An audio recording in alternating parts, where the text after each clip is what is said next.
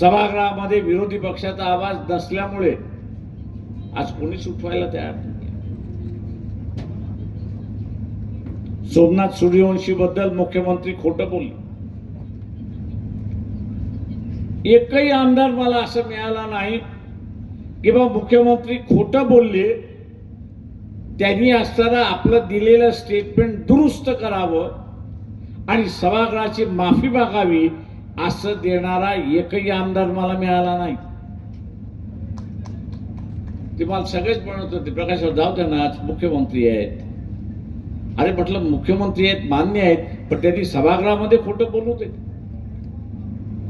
किंवा सभागृहामध्ये चुकीची माहिती अगोदरच्या अधिकाऱ्यांनी दिली असेल, मान्य आहे मला, पण नव्यानं माहिती आल्यानंतर स्वतःहून दुरुस्त करण्याची हिंमत नाही, ताकद नाही, हा म्हटलं कुठला असणारा मुख्यमंत्री.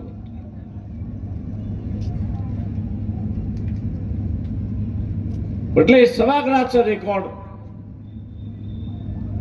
उद्या अधिकृत रेकॉर्ड त्या ठिकाणी ठरवले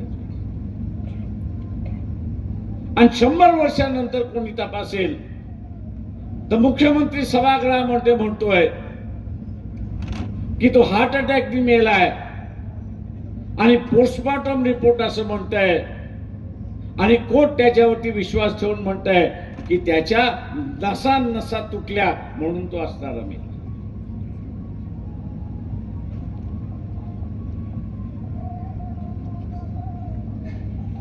ती आजही केस औरंगाबाद हायकोर्टामध्ये चाललेली आहे.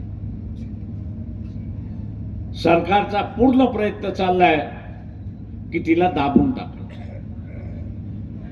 पण आम्ही चंग मानलाय की ती दाबल्या जाणार नाही.